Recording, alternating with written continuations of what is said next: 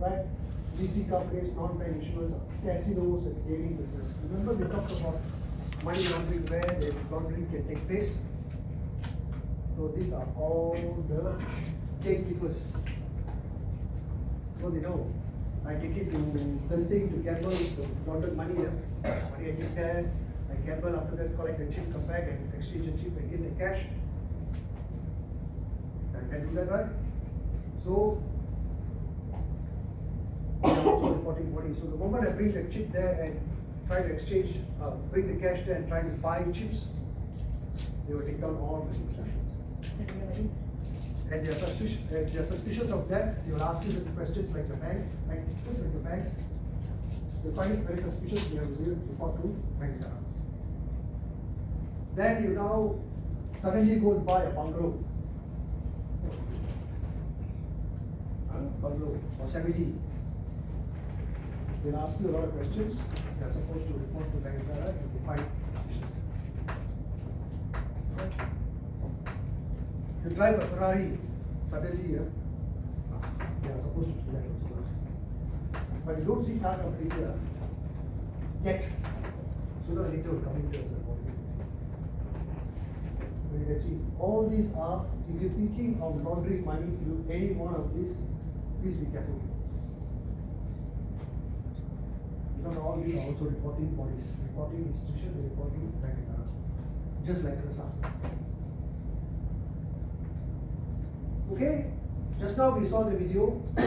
The video is actually from Bank Negara, and they gave you 4 stages of reporting to Bank Negara. Yes. Let's recap. The first step is to establish. Second is screen. Third is review.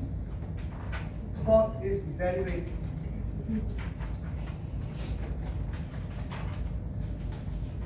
What is establish here means? What was Bank Negara saying of establishing? Establishing what?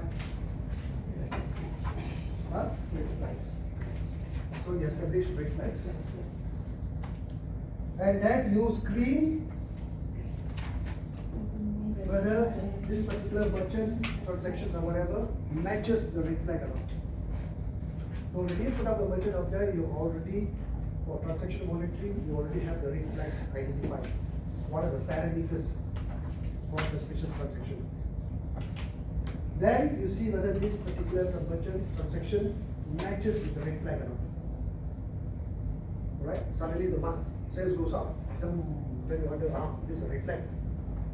So see whether it matches. Then you review the records, meaning you take the information, you check against the company profile. This can happen. Remember the case I talked about restaurant? Right? So that's what you do. Then you call the merchant to check out. Then you of course evaluate. After you check with the review the thing and it's fine, this is 1,000 something really doesn't match with the profile of the merchant. Then you have to evaluate. How you evaluate? You actually call merchant, check everything and all that, then you evaluate.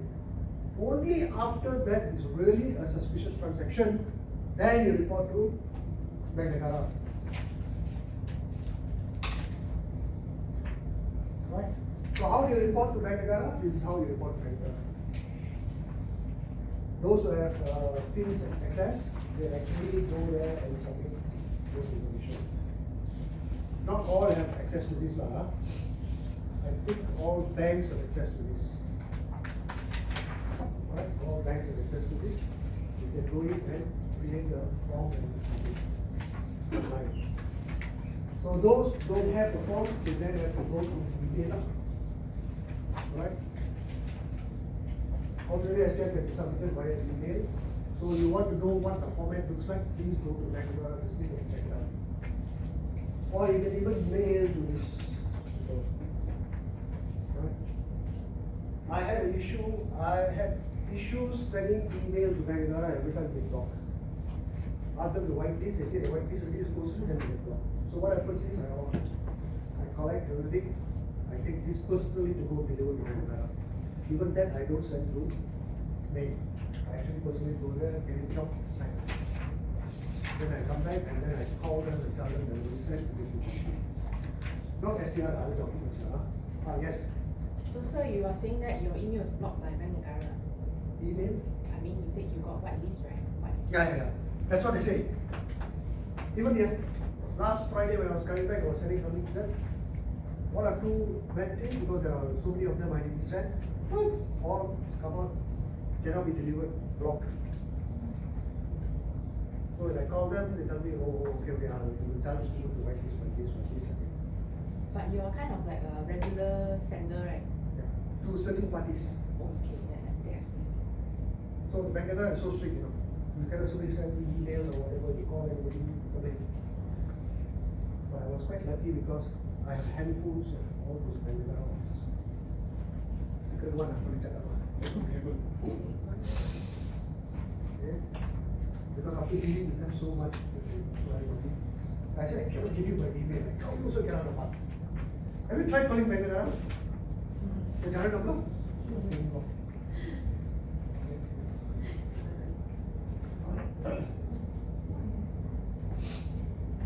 Finally, on the call, I had phone number. And they say, oh, it's okay. I tell you what, you do this. Right? So yesterday I was doing something for Bank Negara because for the 42nd upset because there was an issue with my access. So last night I went and submitted that. So that's what happens. I'm not complaining here. I'm just saying sometimes this happens because if you are not registered with Bank Negara, they will block you. There's only one or two people can contact from the company or bank. Usually it's compliance and the top man. Actually, the Bank Negara very specifically mentioned when they send the letter or the form to fill out. CEO, compliance, officer or manager. Only these two. Okay, so let's move on. So any question on the SDR before we move on to the module 4 and finish off? I got a question. Yeah. Let's say during the review stage, right? We supposed to call the merchant. What happened to your this yesterday 1,000 block changes clearing office? Do you think the merchant will tell you any of the truth? Okay. If it is a restaurant, I use a case of restaurant. You call the merchant, you tell the merchant, hey, I saw $1,000 transaction that's gone through. Usually your transactions are there. What is it? Then they'll tell you, oh, this one, there was a booking for a table. There was a booking for a table, it was a birthday party or something like that. So one person paid with this. You go there, you can go there and personally verify. It's always best for the sales people to go there and verify it, or to call and verify it. Even my place a couple of months ago, there was this particular, I think was selling apparel, only about $50-$60. Suddenly that one particular transaction, 1,000 ringgit. That's why it released, it's at 1,000 ringgit. So lucky my system side, they stopped it and they brought it in. So they also suddenly I see $1,000. Then I look at the ticket size, 1,000 is a lot. Okay, let's call the merchant. Check out what is this 1,000. Then finally found out it's actually my boss' sister or something like that. So my boss said, hey, this one is the one. Yeah, there was a transaction that went through that. So the verification need to be done. Bank Negara says that everything is suspect, you don't send report. You need to verify first. Just verify whether you need to send the report. Otherwise, there are too many reports there. Okay? Anything else? Anything else? Just want to check. Yeah. Usually SDRs is submitted by institutions that issue cards, right? I mean, like, What about merchants? because I did ask BNM once, they did come back to me and say that we're not, because we do merchant buying, we're not So reporting. if the merchant transaction goes up and suddenly you saw a different amount that is coming in and it's quite Something strange. normal, yeah. Normal. So what do you do? Hold the payment. Hold the payment. So you hold the payment and then you do your verification and all that. Sorry, then you keep it until your chargeback is Yeah. over and then release it. Besides, what I'm saying is, remember I said not all transactions. You need to verify it. But as far as I know, whether it's issuer or acquirer, we need to submit it. But that is provided you really know it's a suspicious transaction. Actually, in a way, it's right. Even at the banks or issuing side, they're more strict. The sanction list and all that, issuing side very strict. So they should have checked it everything, So they say, okay, acquirers don't have to do much because most of it is done by the issuers. Okay? But then again, merchant acquiring policy document clearly states what is supposed to do. So we follow that. So I follow the PD merchant acquiring policy document and AMLA policy document. So it's good to do more than less. Right? At least they know that you have all this covered. In your policy document, you need to cover all these. Merchant acquiring policy document, you need to cover all this. Right?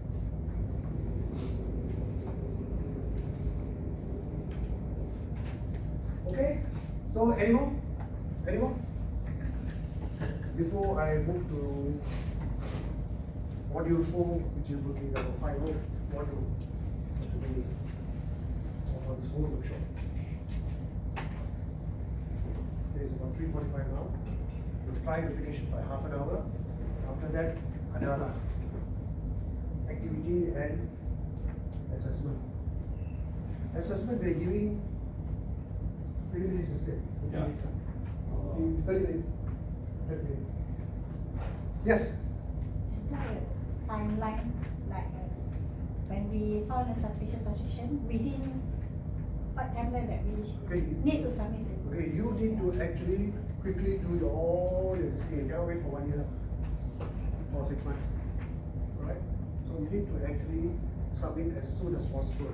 Okay, why do you need to submit your suspicious transaction ASAP? There are two things you are supposed to follow up. One is you're not supposed to alert the merchant. Right? Second thing, you're not supposed to take too long a time. Because by the time, if it's a money launderer, that thing quickly gone already. The escape. So they say it must be quick enough for them to come and see. When you submit to Bank Negara, what Bank Negara does? Investigate. Huh? Investigate and keep. They actually come and investigate. They will actually, information they got, they will go there and investigate. They have their own private investigators. They don't investigate us, but they investigate whoever we reported to. Okay? So if you take it, if you keep it, and then go after 1 year, it's all gone. All the evidence will come, finish it. So going there is quite strict. They say within certain time frame. But you need to make sure it is really a suspicious transaction. Okay? And then you say suspicion, you must be able to tell why is it suspicious. No, I see what's suspicious, that's why I said, of course the form will clearly tell you what you need to fill out. Right? Okay, is there any questions on transaction monitoring and suspicious transaction reporting? Okay, if not, let's move on to the last chapter, our last module. The last module is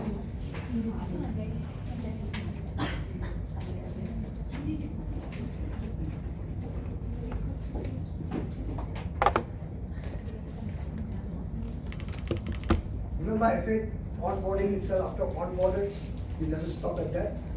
You have monitoring of transactions and reporting suspicious transactions.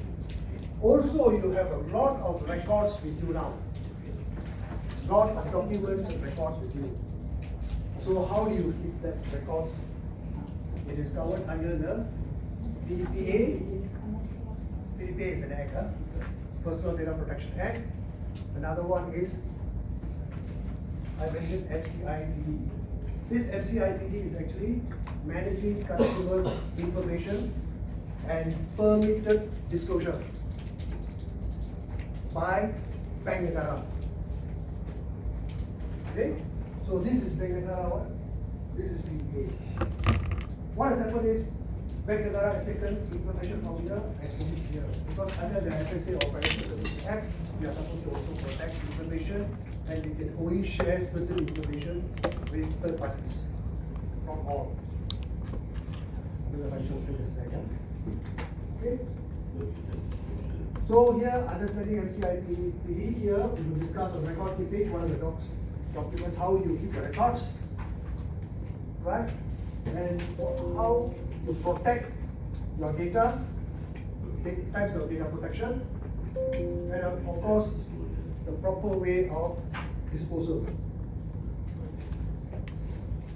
Disposal lah, apa lagi proper way of disposal? Betul tak?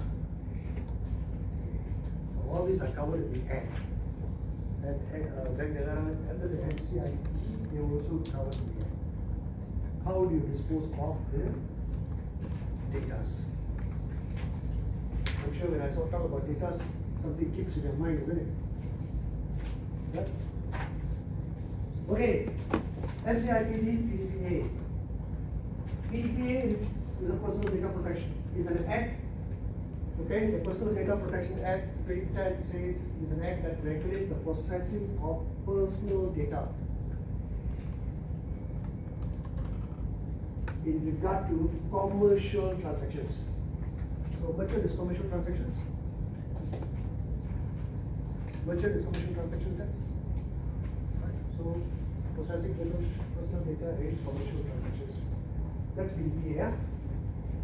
This act applies to customers, employees, third-party service providers, personal data. So the customers, you also collect information from your staff, employees, and how the information is kept. This is what PDPA says now. And then third-party service providers, you also deal with third parties, service providers, you also collect their information. So how do you keep them? Okay, this is what PDPA says. Right. Personal Data Protection Act, and what information processed during a commercial transaction that can be served to identify an individual. I think 1.5 months or 2 months ago, PDPA people, Bank Negara, called all regulators, regulators, service providers and banks and other institutions for an engagement session.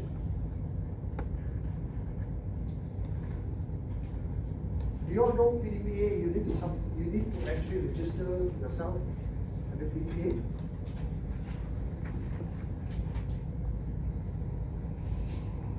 Actually, you don't have to.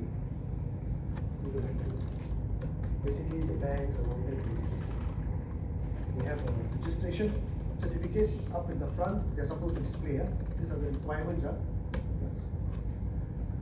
So what happened was, 2 months ago when they called, they also called us. Now they said even people like us, non-banks, are supposed to be compliant with PDPA and they are supposed to be registered with the Protection Act. So we also have to go for I got an email yesterday to go for 3 days workshop. After that, I have to go to sit for the exam to become a PDPA officer, no, Personal Data Protection Officer. So this is what happened to you. It will happen to you also. I'm sure people from here would have gone for the engagement session. I'm sure the compliance people, they would have called the compliance people. Or they would have sent them to the CEO because it's coming from the Prime Minister's Department, the PDPA department. So they're going to implement this in November, 1st June. 1st June they're going to implement this. So you need to register yourself. The time is going to be very strict. Every year you need to renew the license. So when you're renewing the license, you need to do audit, PDPA audit, to get the license. You need to register, okay? So there, I picked up this in the PowerPoint presentation when they did the engagement session. I picked up this. Now I'm showing you all this. That's why you can see here, PDPA, Kementerian Digital. This is not mine, this is from them. I had a different slide before PDPA, now is this. So 2025, we are changing the PDPA. So you can see what is personal data information. So we collect certain information here, right? Right? We collect or not? We don't collect all, but we collect phone numbers, we have passport, our email address, full name, sometimes we take this one. Of course, we don't take medical records, home address, all these, some of the details we take, right? But the catchword is identify an individual. So, do you all identify individuals or not?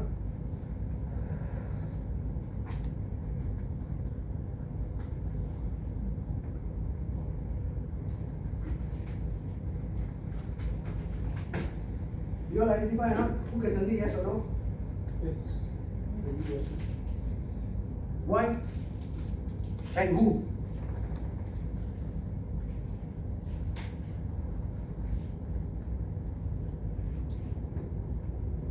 Why and who? You say Because you want to know these essential people. So in our CDD, we sought identifying and verifying kan? Right? So actually we identify people with all those information. So we collect all this information. So we fall under the PDPA Act. So we cannot escape lah. Right? We cannot escape.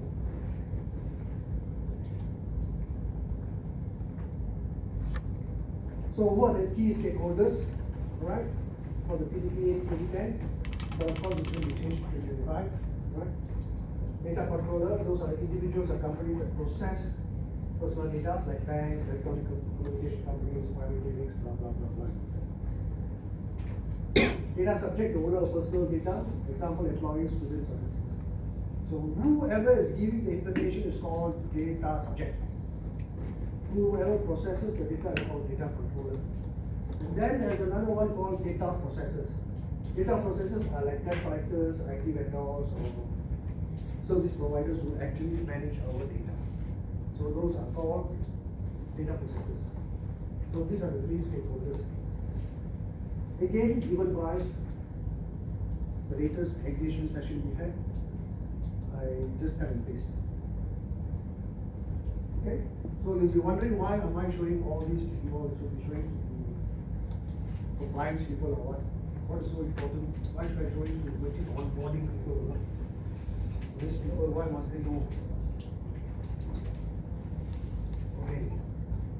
What is personal data here? You can see these are all personal data. These are sensitive data. So in your merchant application form, you always you will have this, but you don't have this. Correct? Correct? In your merchant application form, you don't collect those information. Those information are sensitive information. So you don't collect those information. So in your merchant application form must be only this personal data. So in the personal data protection principle, there are 7 things that are highlighted here. This is under the Digital Act. Okay. General principle is data controllers shall not process personal data without the consent of the data subject. So that's why in your merchant application form, you have a consent. Correct? That we are collecting this information. Correct or not? They have to declare, they have to sign up, huh? So now you understand why the Data Protection Act applies also to your side. Okay? Notice and joint bullet. The data controller shall inform the data subject regarding the purpose of collecting, I just mentioned. Disclosure principle. No personal data may be disclosed to any third party without consent. So when you are actually doing experience search, is that a third party? it's a third party. So did you get a consent from the merchant that you are going to disclose it to a third party? So now you understand why you need to understand PPA, right? Okay, security will take a practical step to protect this data. So this is something that, since we have collected this information, we need to take steps to protect the information. Then the principle of retention. How long do you have to keep the information? You all know how long? Anybody else? Why 7 years? Why 7 years? You quickly say 7 years, why? I know people come from the bank always say 7 years. Kenapa 7 years? Why? PDP is when you follow it, it is when it's Okay, according to Simon, as long as the thing is not there, you don't need it, you dispose. No. Simon said that. Anyone else got anything else? We can Because dispose. that is Already. Sorry, Crystal? because that is the average time frame that people's data is valid. 7 years. Average data time frame. After that, mati lah. So that it could change. It could change. Oh, it could change. Okay. So his name can change after 7 years. Not the name but the address. Date of birth can change. Okay, basically why it was 7 years. I know sometimes they say 5 years or 6 years. Right? Some of the documents will tell you 5 years, 6 years. But we keep it for 7 years because the text says 7 years. Huh? Thanks. You know, isn't it? Text documents are supposed to keep it for 7 years. Okay, so we follow the text documents. Right? So sometimes you must know why all this. Okay, text, this is 7 years. You must keep your document for 7 years. Right? So merchant, coming to merchant, after you onboard the merchant, after 7 years you destroy it. Correct? Correct or not? Who say no? After onboarding the merchant, 7 years, after 7 years, you will destroy the documents. Who say no? Who say no? So everybody say yes. No. I say who say no must put up hands, ma. So the rest say yes. Correct? So the only see a few raised up their hand saying no. After 7 years of onboarding, you destroy the data or documents. When? 7 years after they are no longer our customer. Understand, huh? After they are closing the account, you need to keep it for another 7 years before you destroy the documents. Not after onboarding 7 years you destroy it. They are still our merchant. Faham, huh? Okay? So these are all, this is the reason why the Data Protection Act is so important for us. This is only not documents, this is also transactions. Please take note, this also goes for transactions. Alright? Even for transactions, don't destroy them. You need to keep them at least 7 years. I remember in my old place, I keep it forever. Yeah, true. When we ask, why is one all still there after closing for so many years? No, we don't destroy the records. What happens is, they store it somewhere. They don't give you the strict copies. They get it stored somewhere. And then they say, number 6, Personal Data Protection Act, it says the data integrity principle, meaning data shall take reasonable steps to ensure that the personal data is accurate, complete, not misleading, and kept up to date. Can you see, AMLA asked for that? Now PDPA also asked for that. So you cannot escape. Whatever documents, whatever information you get must be accurate. Right? Then, number 7 is, shall be given to, the data subject shall be given access to their personal data. Why? Basically, that is their data, they can go in and change or update information there. They're allowed to do that. the law allows them to do that. Okay?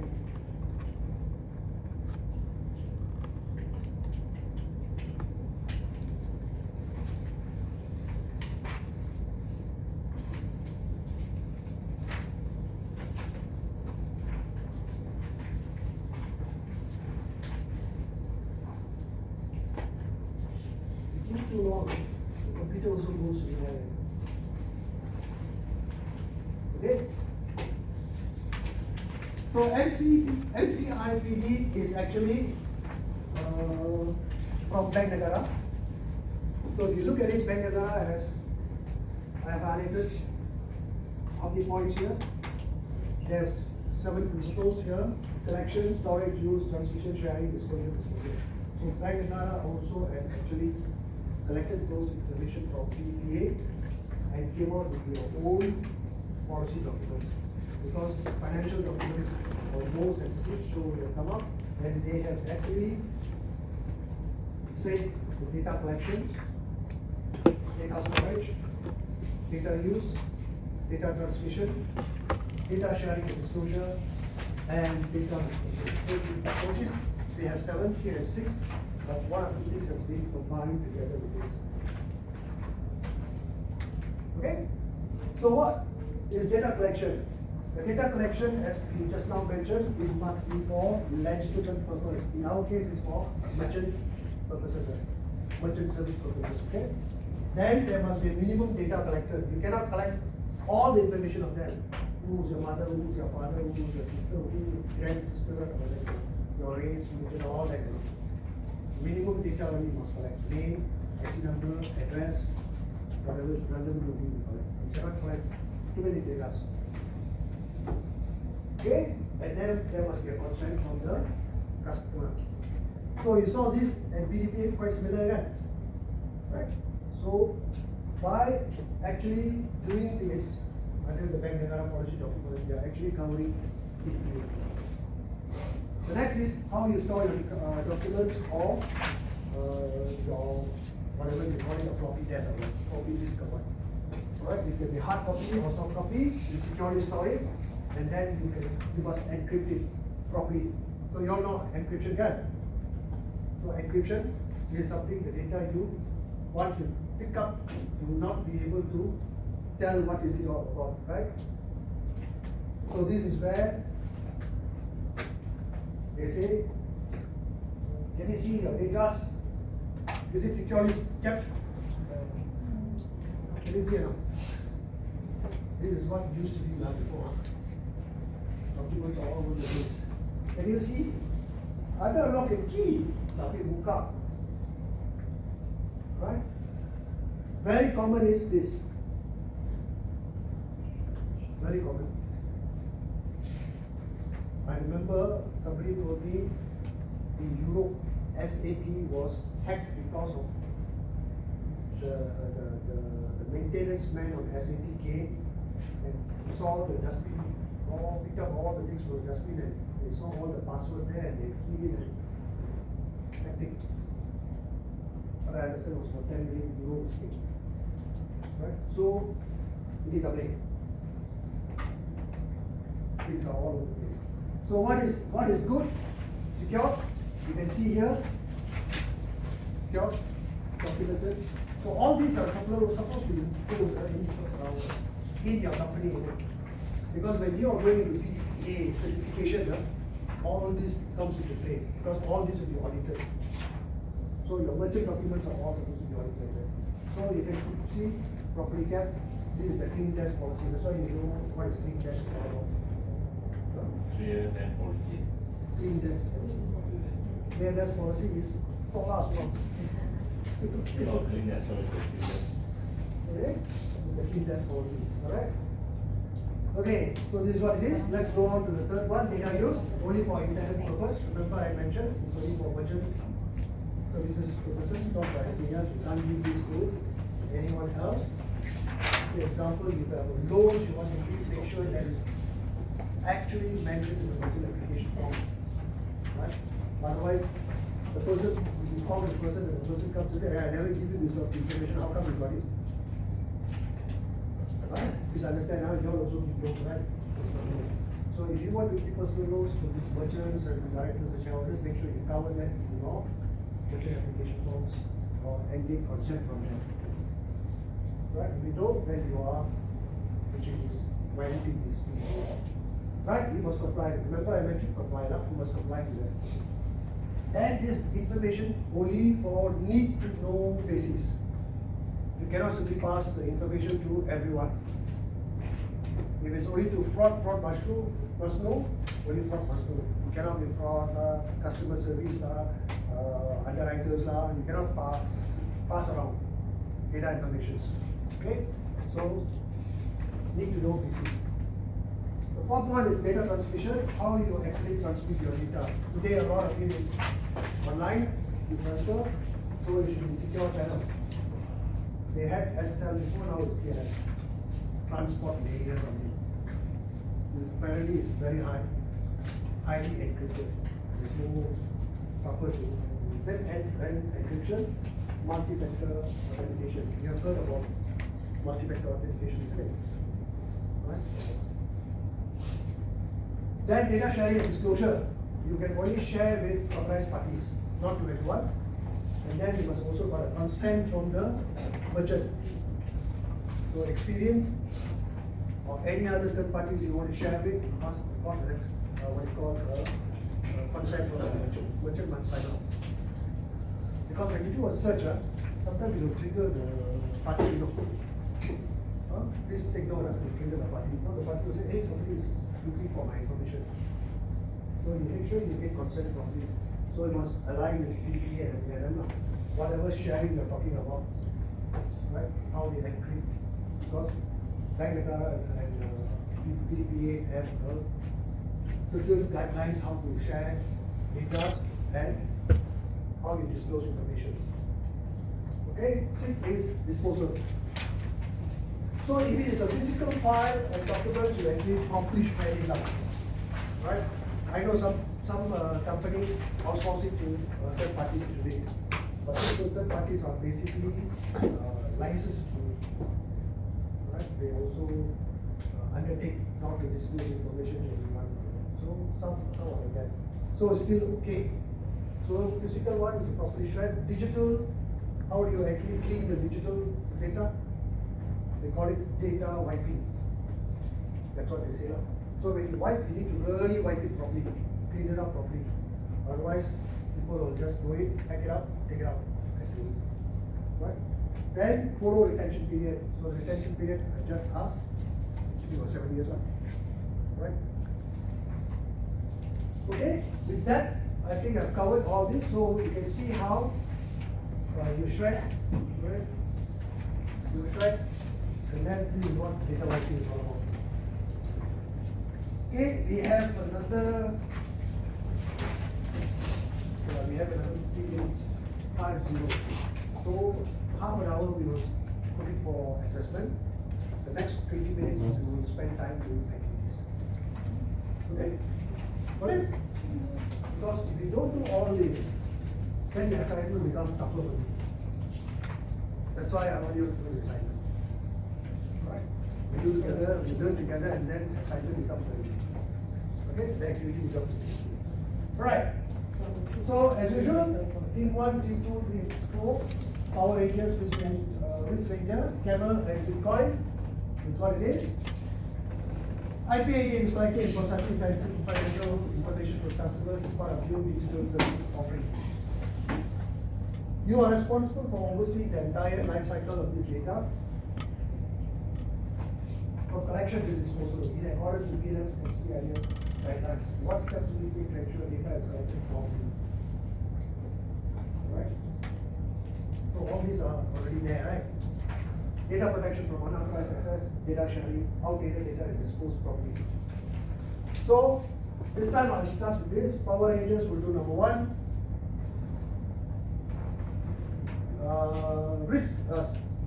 Bitcoin will do number 2. Scammer will do number 3. Number 4 will be Risk Ranger. Okay? 1, 2, 3, 4. So I give you Actually, it's very straightforward. This one is very, very straightforward. So I give you 10 minutes, and then the next 10 minutes we will do the assignment activity. Right, come here and quickly answer. After that, we do the assignment. Right? But should you finish early, just let me know. We'll quickly start it off and finish it off. Okay?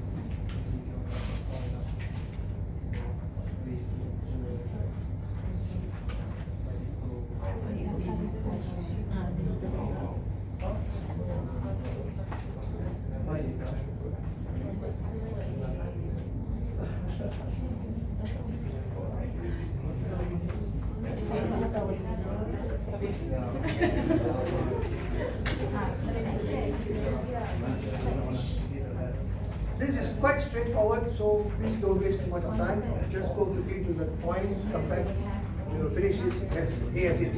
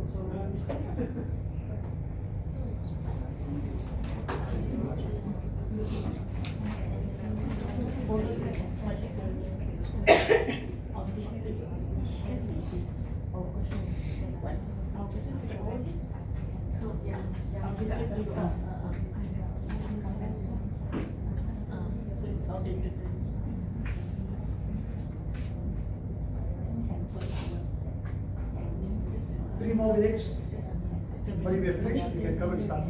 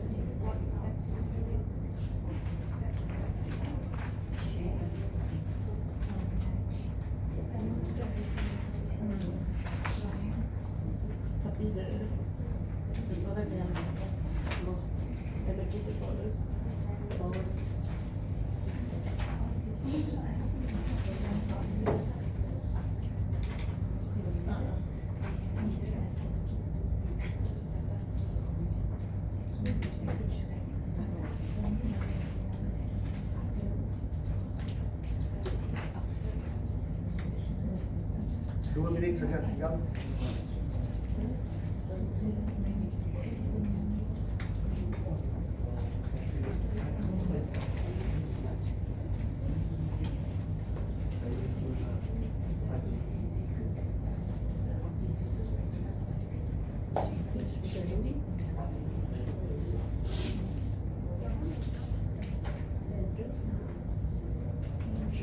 So this, you are finished. Okay, good. What video you are finished? Okay, good. What video, sir? Okay, got it.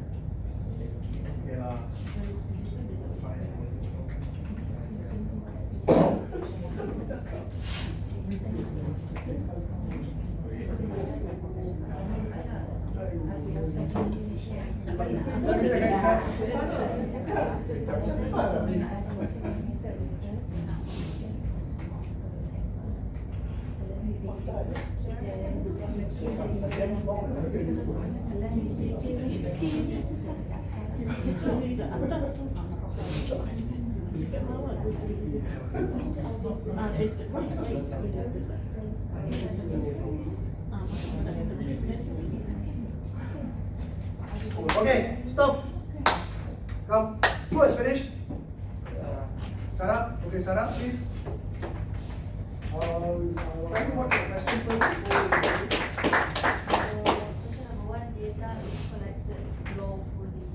Data is collected lawfully. So data collection, we must ensure that the purpose is for legitimate purpose means, for example, if you are giving lending, so we must ensure that we are collecting data for lending purpose or legitimate purpose. So normally we put that in our consent form. So the consent form also has to be obtained from the customer, and inside the consent form we will put what is the purpose for the data that we are collecting or giving to third party. So another one is we must only collect minimum data which related to our purpose. So those like sensitive information we are not required to, so we are not supposed to ask. Right, very good. Okay, next, second one, chapter finish. Everybody is supposed to present, you can't escape. So whether you're watching now or not, okay, Simon, please come to the front.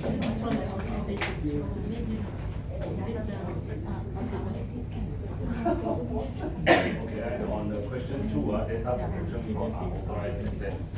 Okay. By point 3, we will give the real example. Point 1 is we want to use end-to-end encryption to prevent unauthorized access. Okay. We use the multi-factor authentication to ensure only the rightful user can access the service. Like recently the HR asked you all to use the Google authentication, right? Okay, third, real example of our currently is using the Google Drive, where only authorized user can access the folder. So we can save very safely in this folder. So only authorized user can access the report. Thank you. Right, good one. So need to know basis, right? That's what we need. Next, Mr. Timo. Okay, come. You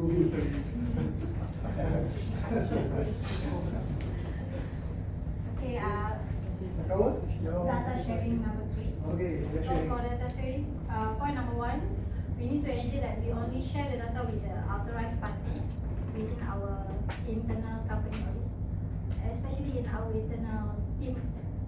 No, cannot. We also cannot share to stakeholders or only on our team. And also consent. So we same like what Ms. Hannah said, we need to have a consent from individual who will take the data.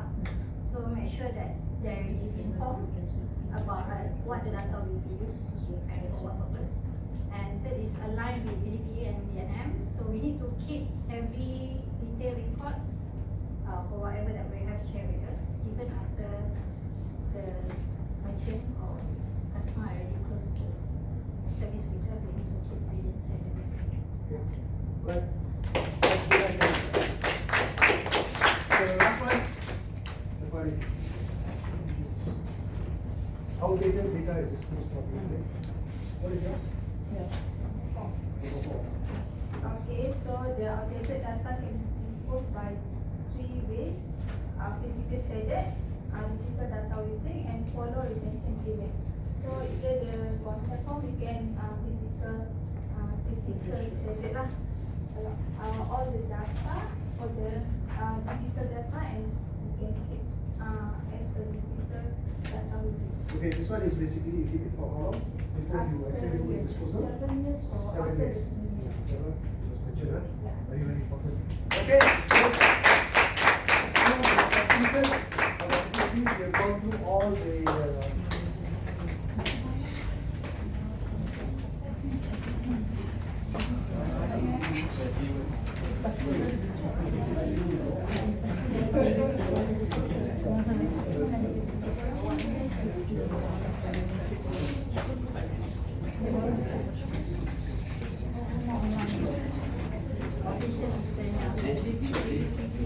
okay, we have completed our exercise, we have completed all our modules. We'll just now do a recap for what we have done over the last 2 days of workshop. Okay, number 1, we actually did financial crime, right? In the financial crime, we talked about money laundering and its stages, 3 stages of money laundering. Terrorism financing and the sources of financing and bribery risk. You all understand that part? What is the 3 stages? Very, very quickly. Okay, good. What about terrorism financing? That's 4 stages, right? What are those? Raise, store, and use. Okay, good. Everybody now can see. So what is bribery risk? It can happen. It can happen when? Any person associated. Okay, it can happen at merchant outlet where the merchant officer is recruiting, right? Or it can also happen at underwriting place. Alright? It can happen anywhere, the bribery risk. So that is module 1 we have covered. So module 2 we did merchant selection and documentation. So just quickly tell me 1 or 2 criteria we use to select merchants.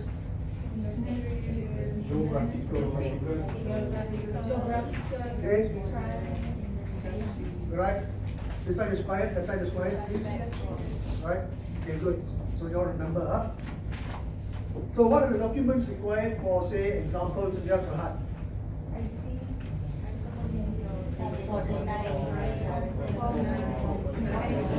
Okay, so some old documents as we mentioned, there are also new documents. Right? Okay, take note. Right. So what about side photo? How many side photos do you need to have? 3. Very good. Can you name me 1 part of the photos you need to take? Right. Cannot go wrong, right? Okay, module 3 we covered merchant due diligence, transaction monitoring, and SDR. So what does merchant due diligence mean?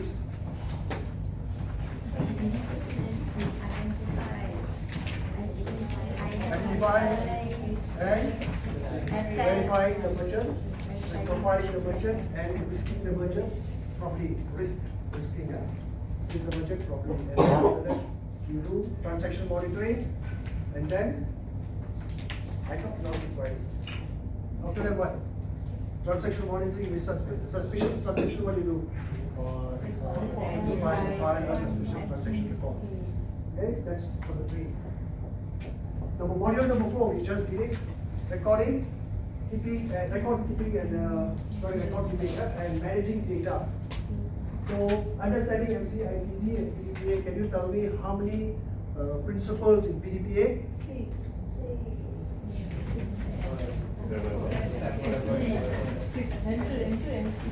MCIPD? So you understand that there are 6, whereas PDPA has 7. Okay, record keeping docs and data. How do you keep them? How do you keep? Encrypted, secure, encryption, properly, check, anybody takes, there's a log for you to take, right? Takes the document, must have fill up the form and all that. Okay?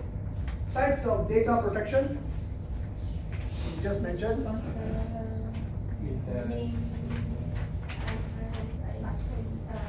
Types of data protection. Password, encryption. Only people who need to know get to see it. Okay, that's all protection. And then how is the proper way of disposal?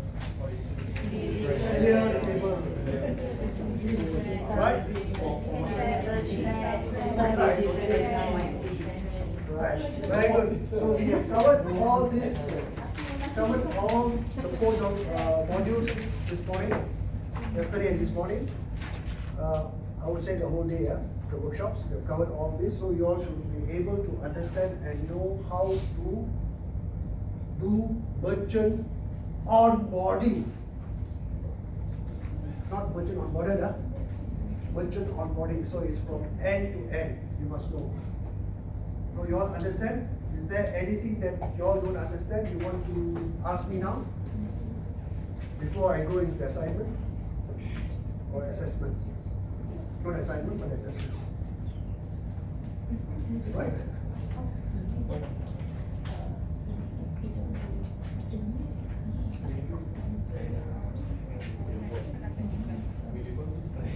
Okay, since there's no question, I would just like to tell you all there's additional information or resources that you can look at, refer to, read it, to help you in your merchant onboarding.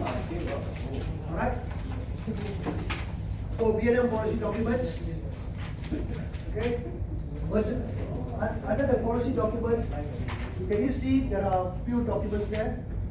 Okay, there are merchant acquiring service supplementary one, AMLA, guidance on verification, and then guidance on BO. Okay? And then managing customer information, then AMLA Act, Financial Action Task Force. This one you can get it from this particular website. Whatever, they will tell you more, PDP Act and NSCC Act, amendment 2018. So these are all additional information. So additional resources where you can actually go and refer. So whatever I discussed today, whatever I shared with you today, in principle, the theories, all comes from here. Those case studies are all personal experience, which I shared with you all. Okay? Those I shared with you all. Alright, so let's move on. This is the QR code for post-cost evaluation. So please take a picture of this and do your assessment. I give you 30 minutes to finish this.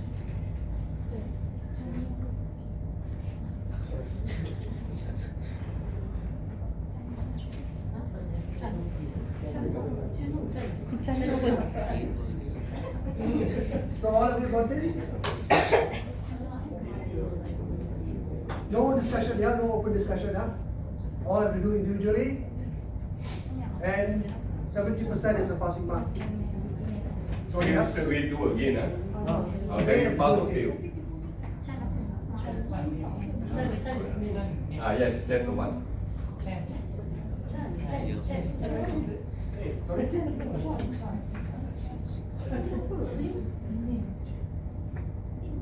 Start doing?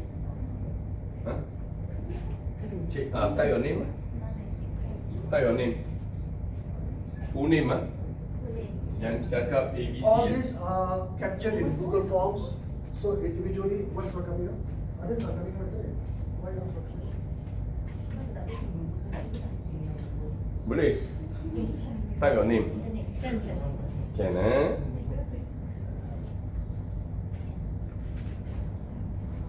Keep in touch, No, finish, let me know, I'll check your results. Right. 30 minit. If you finish, good. 50 questions in half an hour.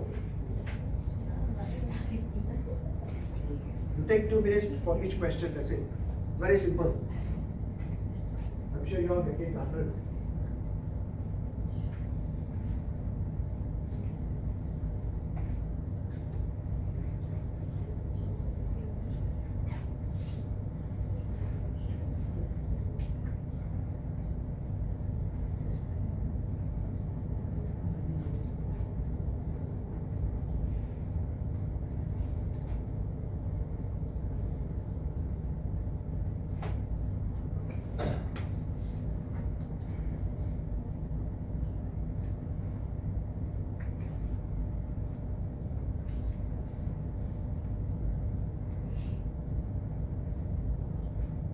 So those who have finished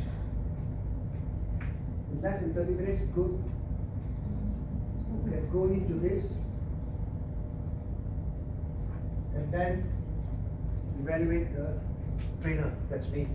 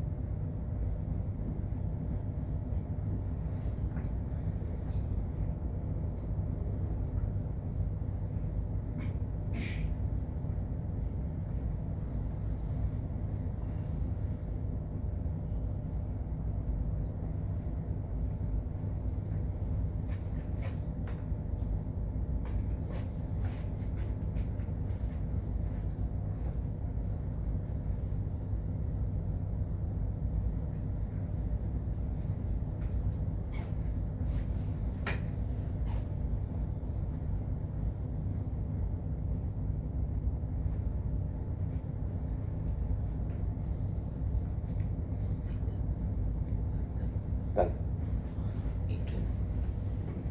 Adrian. Not your full name, no? We don't know your name. Let me check. So those have finished. So this.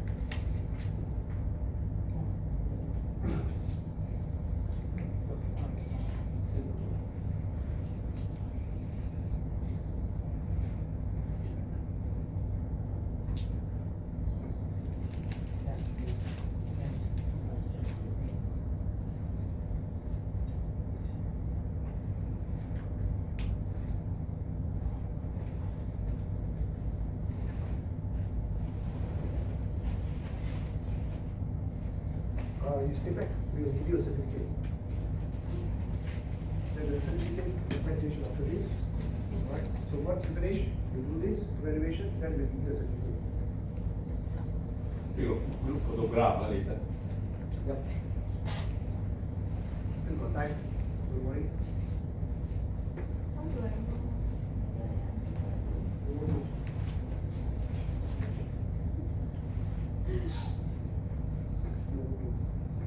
It's captured in the system there.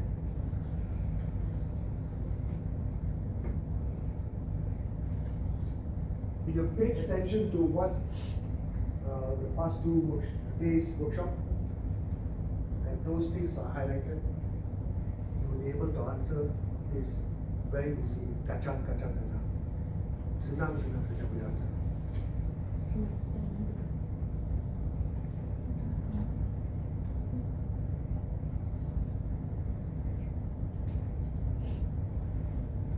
This is evaluation. Trainer evaluation.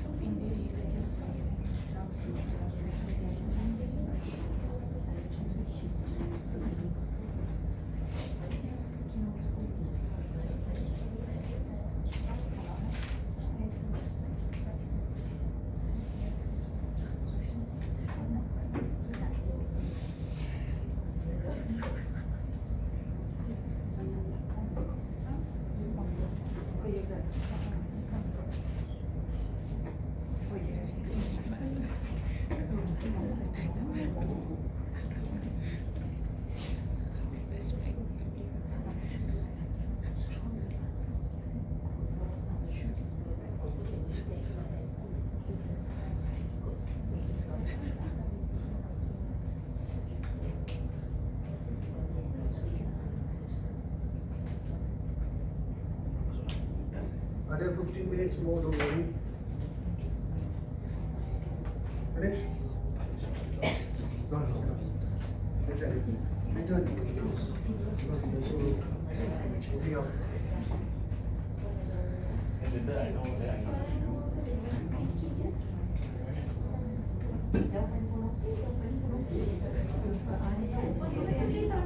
We have gone through all the modules.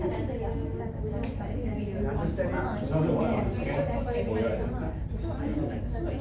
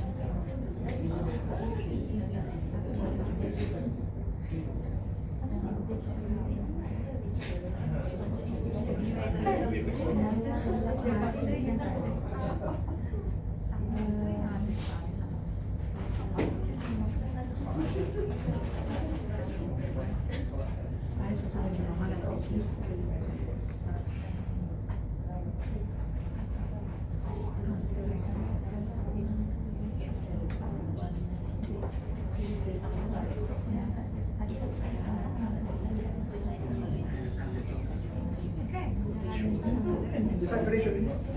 How this?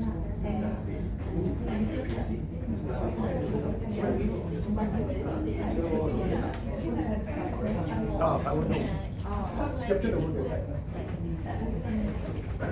Don't look at the star and all that. Just do the thing and submit to that. So we can see view accuracy. Finish already. Finish? That way.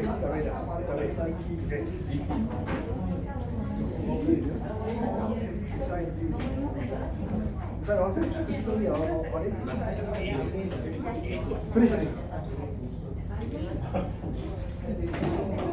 I know this is the first shot. First day of the shot.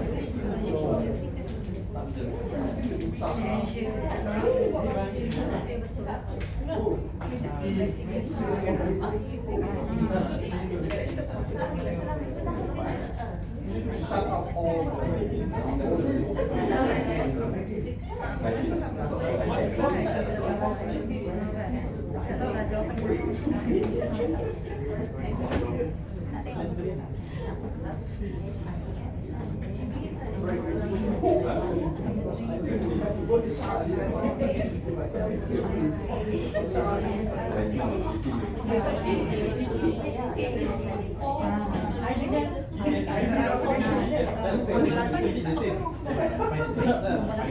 Have you submitted?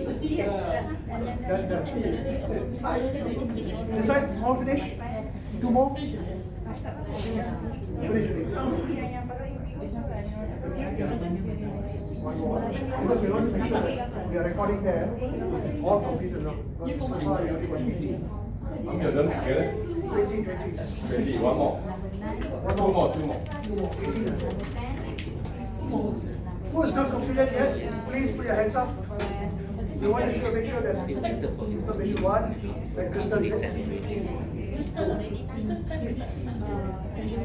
Okay, two of you are right. Two are okay. No, don't worry, you got still got time. You got 10 minutes. You want to make sure that it's tying up here. After that, take a group photograph.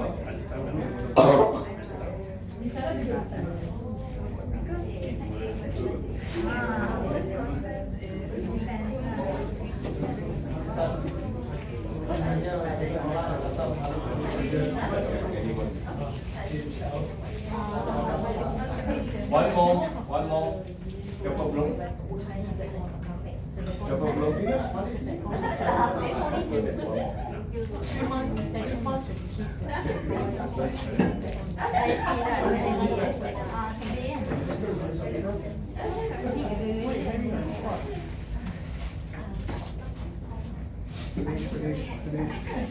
Submitted? Just submit it. Submit it. Because we are trying to tie up that. Our record shows 19.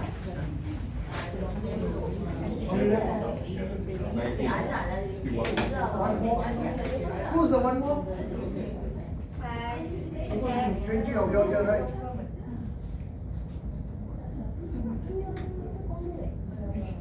All submitted?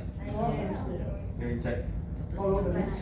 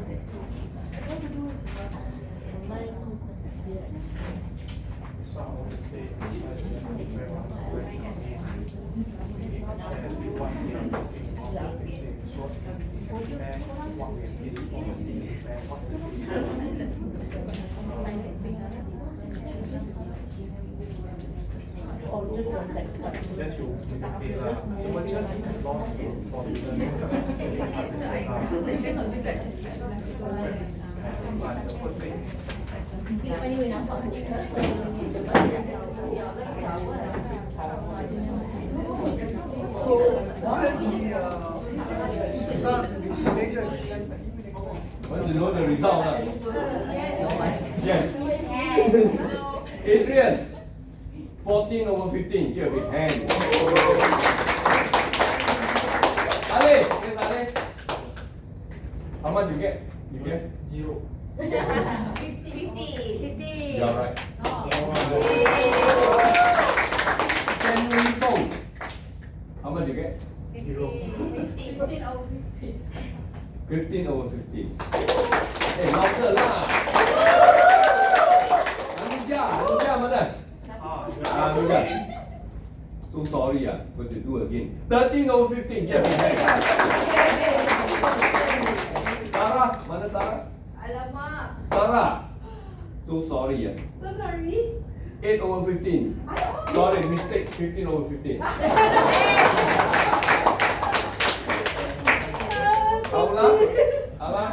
Alah. Buat semula. Sorry 2 over 15. Give a big hand. 15 over 15. No Fatima. How much you get? No Fatima. You guess. 15 or 50. Sorry. 50. Pass. 11 over 15. Who can follow buat balik Muhammad Faizul. Guess how much? Your gang your 3 gang 15 or 50. No Farah. Sama muka tak? Okey lah, bagi you lah. 15 over 15. Xiaoming. Ini Simon. Sikit lagi Wahyu. Kena buat balik 11/15. Ya. Fatin? Fatin mana? Wah, terror Wahyu ah. 16/15. Tolak 2. 14. Bonnie? Liu?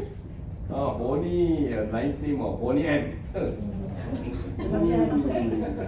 Sorry man. Got to do again ah. No, we can do again. 13/15. Intan. Intan mana Intan? Intan. Berapa dapat? You nak berapa? 20.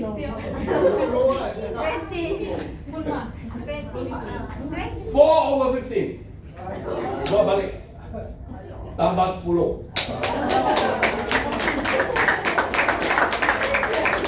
Candy ke dia?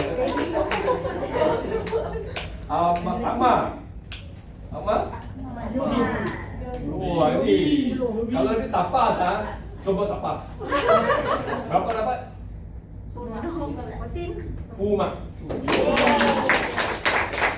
Very good ah. Chua Yu Heng.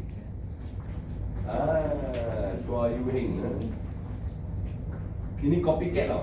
Dia dekat itu kena itu XP movie. 12/15. 12. Nadia mana? Tengok muka dia berapa? Pandai 13. Ahmad Amiro? Akmal. Scammer. Scam dengan orang ah. Tolak 10. Berapa dapat? 5 campur 9.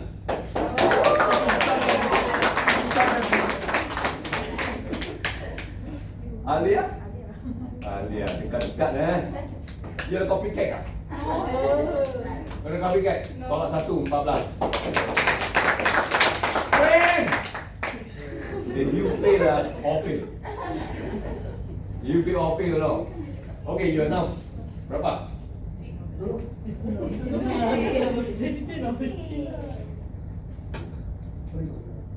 Okay, 13/15. Crystal yang tidak attend untuk satu hari ya. Tolak 7. Berapa dapat? 8 ya? Setengah mah. Setengah hari ya. 14/15. Semua pas. Jangan telefon. Datang sikit. Ambil gambar? Dah.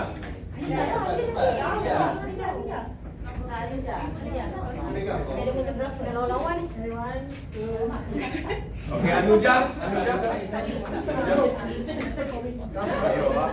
Intan standby.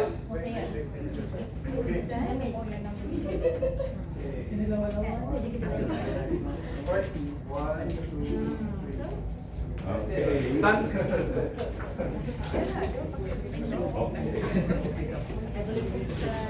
Alif.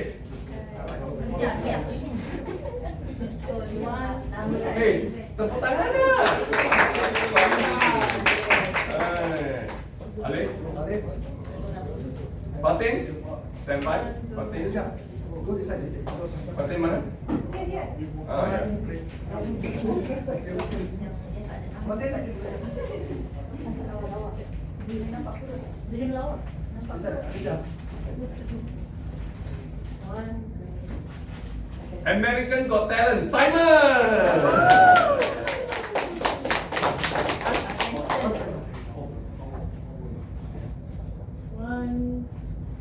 Sarah standby. Binti Rahim. Ini future trainer lagi nanti.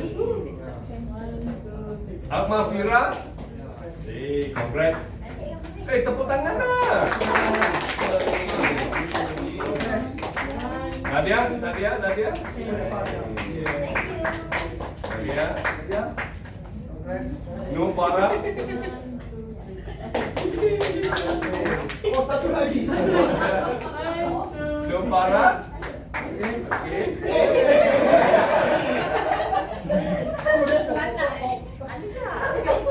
Ahmad Miro. Scammer. Ini scammer ni bahaya ni ya. Apa ni disebut scammer? Love scammer. Hey, tepuk tangan. Muhammad Syafiq. Syafiq mana? Ada. Saya ambil ya. Alia. Siti. Mana Siti? Alia. Siti, siapa Siti? Tepuk tangan. Siti. Allah. Jangan tengok saja. Buat. Muhammad Faizul. Oh. Ini lain. Ini kena macam ni. Pa. 1, 2, 3. Meja.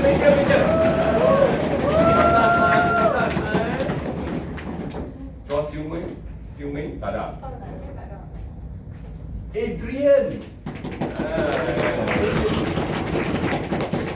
Nur Fatimah.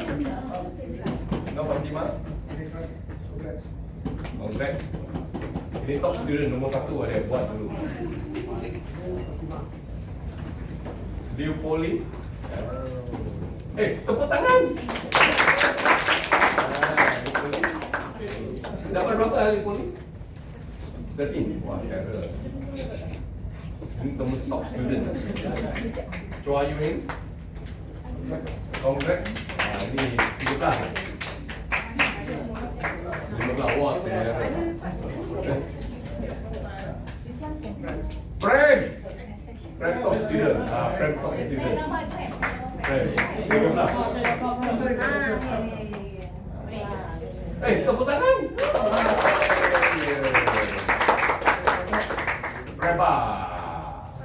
Prabha. Datang nggak? Okay, Crystal got to send me your email. We send to you. Siapa belum dapat? Semua ada? Okay, ambil gambar. Group photograph. Okay, come. Group photograph. Stand by. Quickly line up okay. Saya suruh dia orang ambil gambar. Siapa boleh tolong? Kawan ada. Ada kawan sini. Ada kawan sini.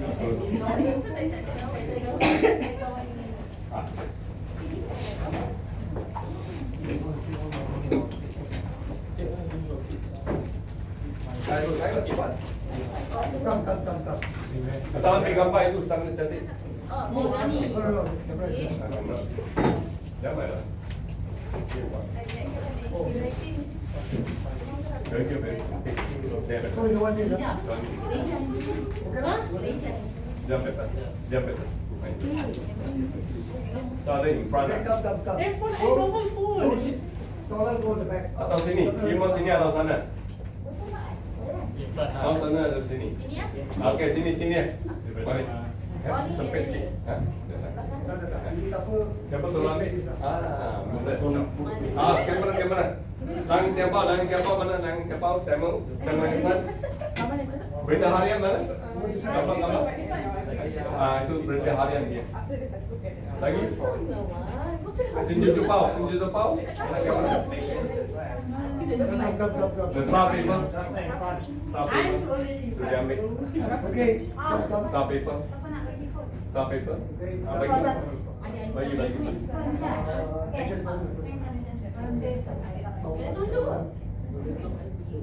Why all the girls inside and the boys inside? Nak kursi yang. Kursi. Apa ya? Empat orang. Empat orang.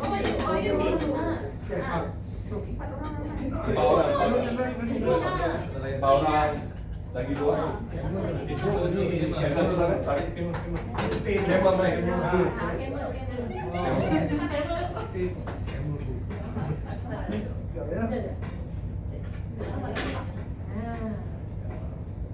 I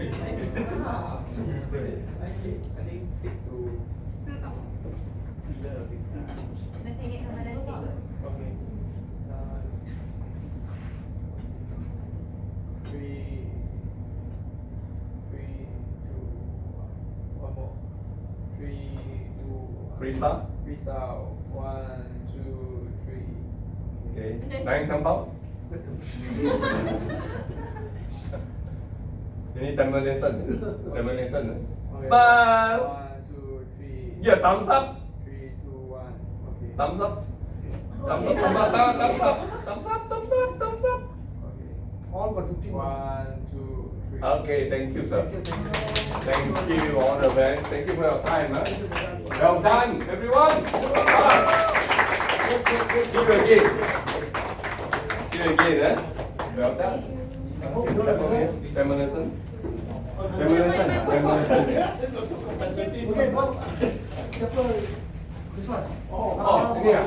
This table. Terima. Last one. Mama pinjam lah. Okay, one more. Last one. This table now.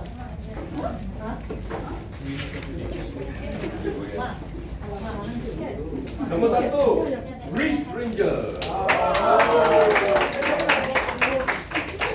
Let's go this table. So, you are number one. You are table number one. For today. Kevin. Siapa number dua? Bitcoin nombor 3. Semua dapat. Ini nombor 1. Ini nombor Okay. apa kan? Semua dapat. Bye. See you. Okay. See you. Thank you for your time. Thank you for your time. Thank you. Thank you. See you next time.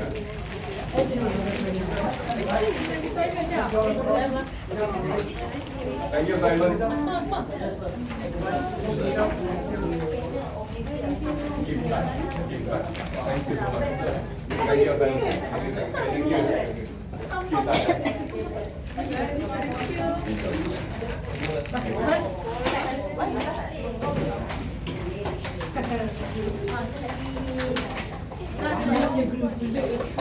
Dapat makan.